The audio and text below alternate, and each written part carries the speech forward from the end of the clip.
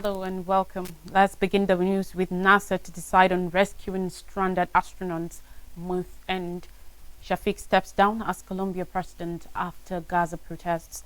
Kiribati election sparks Western fears of Beijing's influence. Japan's economy rebounds, bolstering case for rate hikes. And still in Japan, Japan holds trains, cancels flights ahead of typhoon. Unveils. Stay with me for this and more stories. NASA has said it will decide by the end of the month how it will bring home two astronauts who were stuck on the International Space Station ISS when their Starliner spacecraft malfunctioned. On January 5th, Barry Burch Wilmore and Sunita Suni Williams took off for the ISS as the crew on the Boeing-built Starliner's first crewed flight. They were supposed to be in space for 8 days but found themselves stuck on the ISS after the Starliner's thrusters malfunctioned. On Wednesday, NASA said it was still analyzing thruster data but will need to make a decision soon. The thrusters are vital for holding the capsule in the right position when it descends from orbit.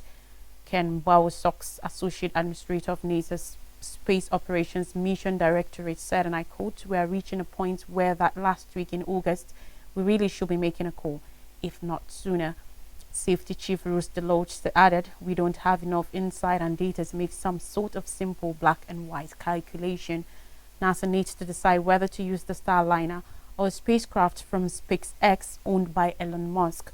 If the space agency chooses SpaceX, they could potentially launch their scheduled Crane 9 mission to the ISS on September 24th with just 2 astronauts rather than the usual 4. The Crew Dragon capsule will then be able to return to Earth with Wilmore and Williams in February 2025 in what will amount to a major setback for Boeing." Bowersox said the major issue with the Starliner was the propulsion system that NASA had held very honest discussions with Boeing about the problems. Boeing maintains Starliner could still bring the astronauts home safely. The company earlier this month posted a list of testing done on thrusters in space and on the ground since liftoff. NASA Chief Astronaut Joe Acaba said Wilmore and Williams had prepared for the mission knowing of the potential risks. Wilmore, the mission commander, had spent 178 days in space before the Boeing mission, while Williams, the pilot, had 322 days under her belt. There is presently a 4C SpaceX capsule docked at the ISS, but there are also 4 other astronauts on the space station in addition to Wilmore and Williams. Boeing and SpaceX were awarded multi-billion-dollar contracts in 2014 to take NASA astronauts to the ISS following the end of the Space Shuttle program in 2011. SpaceX succeeded in its first crew test in 2020 and has carried dozens of astronauts since then. On Israel-Gaza conflict, the president of Columbia University, Manoush Shafiq, has announced her resignation after a tumultuous year marked by tensions with staff and students over her handling of campus protests against the Gaza war. On Wednesday, the university announced her departure in a statement on its website. "This period has taken a considerable toll on my family as it has for others in our community," Shafiq wrote in a letter to the university staff and students. "It has also been a period of turmoil where it has been difficult to overcome divergent views across our community." David Greenberg and Claire Shipman, co-chairs of the university's Board of Trustees, said they understood and respected her decision. Protests against the Gaza war started on Columbia's New York City campus in April, inspiring similar encampments at other institutions across the United States and beyond. As the protests gathered momentum, Shafiq was subpoenaed to a congressional committee over allegations the university had failed to protect students and staff from growing anti-Semitism. The next day, she permitted New York City police onto the campus to clear the protest, and around 100 people were detained, stoking outrage from protesters and some academics and calls for her resignation. Tensions grew further at the end of April when police returned again to campus, arresting some 300 people and removing the encampment. "Over the summer, I have been able to reflect and have decided that my moving on at this point will be best enable Columbia to traverse the challenges ahead," Shafiq said. "I am making this announcement now so that new leadership can be in place before the new term begins." Shafiq's resignation was welcomed by some of the protesters, as well as those who had accused her of allowing anti-Semitism to flourish. The trustees said Katrina Armstrong will step in as Columbia's interim president. She is presently the Chief Executive Officer of the Columbia University Irving Medical Center. The new academic year is due to start on September 3rd. Closely 40,000 people have been killed since Israel started its war in Gaza after Hamas fighters launched a surprise attack into Israel on October 7th last year. At least 1,139 people were killed in that attack and some 240 people taken captive. The war in Gaza has lessened much of the Palestinian territory to rubble and displaced most of its residents. Now on electoral matters, on Wednesday, people in Kiribati went to the polls for the first round of voting in a national election anticipated to serve as a referendum on rising living costs and the government's stronger relations with China. The second round of voting is scheduled on August 19th for all parliamentary seats that are not won by a majority vote on Wednesday. Results from the first round are expected on Thursday. The nation of low-lying atolls with 120,000 people is one of the most threatened in the world by rising sea levels and does not command the resource wealth or tourism branding of other Pacific islands, but its proximity to Hawaii and its huge ocean expanse have boosted its strategic importance and provoked an influence skirmish between Western powers and Beijing. The Kiribati government switched its allegiance from pro-Taiwan to pro-Beijing in 2019, citing its national interest and joining many other Pacific nations that have served diplomatic ties with Taipei since 2016. Kiribati is one of the most aid-dependent nations in the world and is rated a high risk of external debt distress by the International Monetary Fund (IMF). Its existence is threatened by coastal erosion and rising seas that have contaminated drinking water and driven much of the population onto the most populous island, South Tarawa. Analysts saw few details about the campaigning or this week's vote have appeared online, and there are few English language news sources in the country. The blocked or delayed entry of Australian officials to Kiribati and its told flow of information between the governments in recent years have prompted anxiety in Canberra about the scale of Beijing's influence. Blake Johnson, a senior analyst at the Australian Strategic Policy Institute, said, and I quote, "A lot of countries in the region are really trying to find their place with a lot of geostrategic competition. Kiribati has taken the approach of keeping its card pretty close and is not divulging details that might impact the way those relationships are trending," he said. The election will decide 44 of the 45 seats in parliament, but not the Kiribati presidency, which is due to be resolved in October. A public vote will be held to choose the leader from 3 or 4 candidates elected from among those elected this month. The incumbent Tenati Maumu, who has been in office since 2016, is expected to seek another term as leader if returned to his seat. The increased cost of living, scarce medicine supplies and fuel shortages are expected to be central issues for voters. Analysts say voters are likely to reward the incumbent government for the introduction of universal unemployment benefits and increased subsidies for copra or dried coconut flesh. The question of how much influence Beijing has is not a simple one. Dismay from Australia, New Zealand and the United States about China's sway is not always specific or well articulated and has often caused frustration in the Pacific, Johnson said. On economy, Japan's economy stretched by a much faster than expected annualized 3.1% in the second quarter, recovering from a decline at the beginning of the year thanks to a strong rise in consumption and backing the case for another near-term interest rate hike. The Bank of Japan had forecast that a solid economic recovery will aid inflation sustainability, hit its 2% target, and justify raising interest rates further after it hiked them last month in its continued quest to exit years of massive monetary stimulus. Government data showed on Thursday the surge in gross domestic product GDP compared with the median market forecast for a 2.1% gain and followed an upwardly revised 2.3% contraction in the first quarter. The reading translates into a quarterly increase of 0.8%, beating a 0.5% increase expected by economists in a poll. Kazutaka Maeda, an economist at Meiji Yasuda Research Institute, said the results are simply positive overall, with signs for a pickup in private consumption backed by real wage growth. It supports the BOJ's view and bodes well for further rate hikes, although the central bank will remain cautious as the last rate increase has caused a sharp spike in the yen. Private consumption, which accounts for more than half of the economic output, rose 1.0% compared with forecast for a 0.5% increase and the first gain in 5 quarters. Private consumption has been a soft spot in the economy, which has stuttered over the past year as households struggle with rising living costs, blamed in part on higher import prices due to the weak yen. Public discontent over rising living costs was one of the factors that prompted Japan's Prime Minister Fumio Kishida to announce he will resign next month. Talking climate crisis, Japanese railways and airlines are cancelling services as typhoon unveils gathers momentum in the western Pacific, with the storm likely to hit on Friday during the peak summer travel season.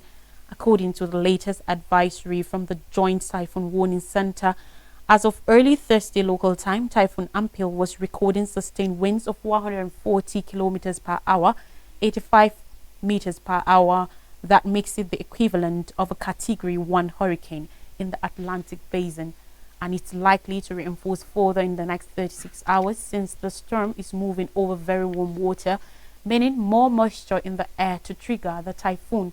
By Friday evening, as it nears Japan southeast of Tokyo, it could become the equivalent of Category 3 hurricane, according to a forecast.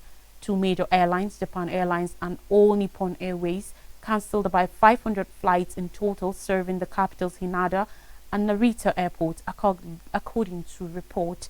Rail travel has been interrupted too. 6 lines on Japan's extensive bullet train network are halting services between certain stations and warning of major delays on Friday, including the important Tokaido line that connects Tokyo and Osaka. Japan's meteorology officials have warned that some parts of northern and eastern Japan may see violent winds, rough seas, heavy rain, flooding, landslide and overflowing rivers, according to report. They urge the public to exercise caution and stay prepared. The storm center is expected to remain slightly offshore as it turns toward the northeast and moves away from Japan, according to JTWC and Japan's meteorological agency. If it stays offshore and only brushes the coast, it might only have a light impact on Japan, bringing rain and wind to some areas, including Tokyo.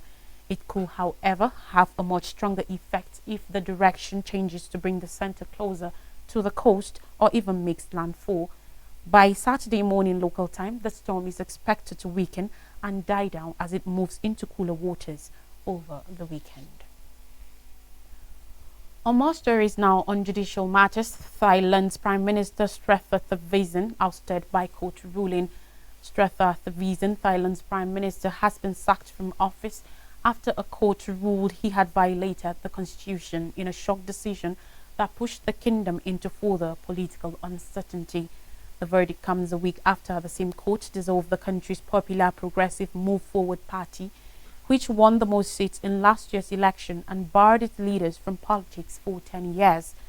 The Constitutional Court in Bangkok ruled on Wednesday that Srettha, a real estate tycoon and relative political newcomer, had breached ethics rules by appointing a lawyer who had served prison time to the cabinet.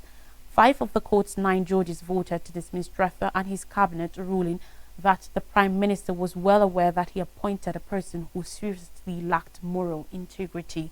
A fresh government must now be created, and the ruling Pheu Thai-led coalition will nominate new candidates for Prime Minister, which will be voted on by the 500-seat parliament. Speaking after the decision, Srettha said he performed his duty as Prime Minister as best as he could and said he accepts the verdict. He added that he was unsure whether the next government will continue with his policies. The verdict means more upheaval for Thailand's already chaotic political landscape, in which those pushing for change have often run afoul of the establishment, a small but powerful clique of military, royalists and business elites. Dozens of lawmakers have faced bans, parties have been dissolved, and prime ministers have been overthrown in coups, all by court decisions, with the judiciary playing a central role in the ongoing battle for power over the past 2 decades.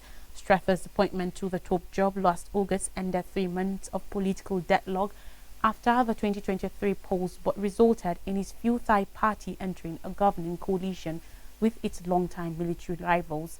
The case against Furta was filed in May by a group of 40 military-appointed former senators who sought to remove him from office due to the cabinet's appointment of Pichit Chilben, a close aide to former Prime Minister Thaksin Shinawatra.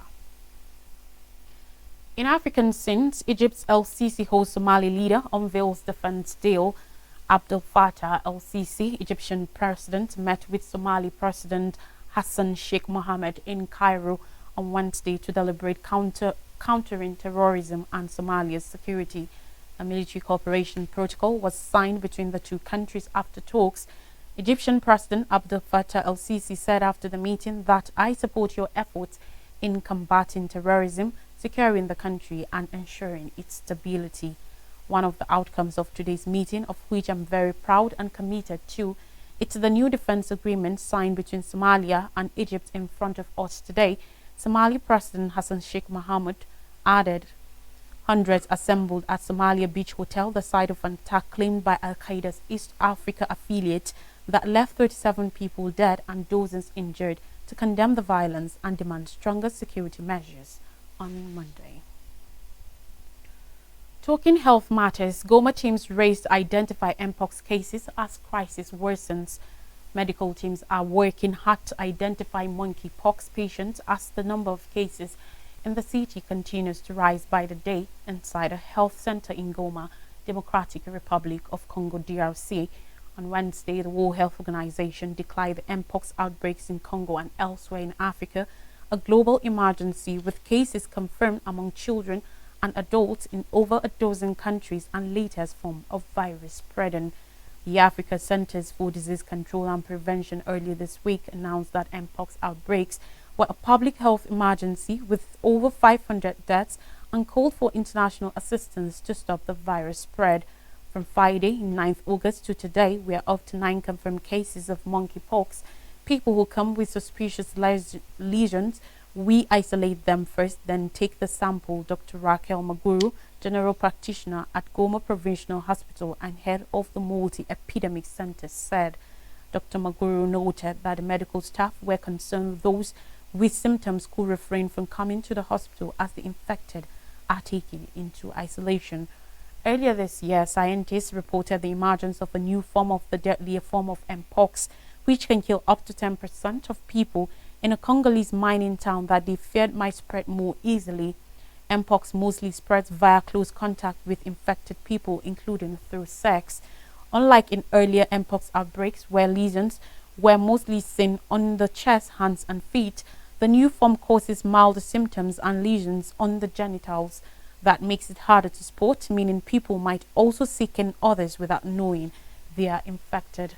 Professor Salim Abdul Karim, chair of the Emergency Consultative Group for the African Centers for Disease Control and Prevention, said, "We have a large number of cases. The cases are increasing. The mortality rate is higher than we will tolerate. And then the thought is that new countries are now starting to report cases. So these are countries that didn't have cases in the last few years and now reporting cases, and several of them are reporting cases of the variant of Mpox that is just being spread in the Democratic Republic of Congo, DRC. We take a quick break, and when we come back, stories from Nigeria. Don't go anywhere.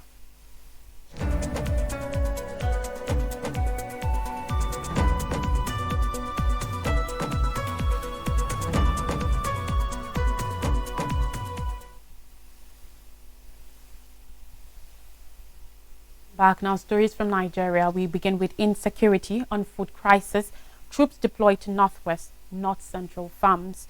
The defense headquarters has said forces have been deployed across the country and the farms in northern parts of the country, particularly in the northwest and north central region. According to the military high command, the deployment was to ensure the adequate protection of farmers from bandits, terrorists, and other criminal elements. According to report, farmers have been a major aim for bandits and terrorists who levied them indiscriminately, destroy their produce, kidnapped, and even kill them in some cases. In the first quarter of this year, over 332 farmers were killed across the country, according to a tally. This marks a major rise compared to the same period last year, from January to June 2023, when at least 128 farmers lost their lives. A recent report by ISBM Intelligence additionally said Farmers in the north paid an estimated sum of 139 million naira as farm levies to bandits who demanded at least 224 million naira between 2020 and 2023. This comes as Nigeria faces its highest ever food inflation rate, recorded at 40.87% by the Nigeria Bureau of Statistics (NBS) on June. In response, citizens have been calling for immediate action to address the growing hunger crisis in the country. On Monday, the Inspector General of Police, Kayode Ogwetokun, said the police had commenced patrols on farms to boost farmers' confidence. Meanwhile, on Wednesday, the Director of Defense Media Operations, Major General Edward Buba, stated that troops deployment started with beginning of the rainy season. However, he did not disclose the precise number of troops assigned to the farms. Buba added the deployment was to ensure farmers have a bumper harvest. The chairman of Farmers Association of Nigeria, Kabir Ibrahim, confirmed that security presence had increased in farms across the country. He, however, called on the government to eliminate insecurity to attain food sufficiency. Ibrahim said with the improved security, farmers should have a bumper harvest, noting that only flooding and drought could impede that. And finally, on the news on economy, Central Bank of Nigeria says economic activity declines for 13 months in July. Economic activities in the country declined for the 13th month in July as high costs lessened, new orders and employment fell. The Central Bank's Purchasing Managers Index (PMI) showed this is as the manufacturers' capacity utilization, production volume and investment, among others, dropped in the second quarter of the year as harsh business operating environment continues to affect businesses in the country. On Wednesday, according to a report released on Wednesday, the composite PMI stood at 49.7 points, showing a contraction in economic activity for the 13th consecutive month. However, economic activities improved in July by 1.8 points when compared to the PMI for June 2024, which stood at 48.8 points. The PMI index, which measures the performance of business activities, is based on the change in different aspects of respondents' business activities. An index above 50.0 points shows an expansion in business activities, while below 50.0 points indicates a contraction in business activities.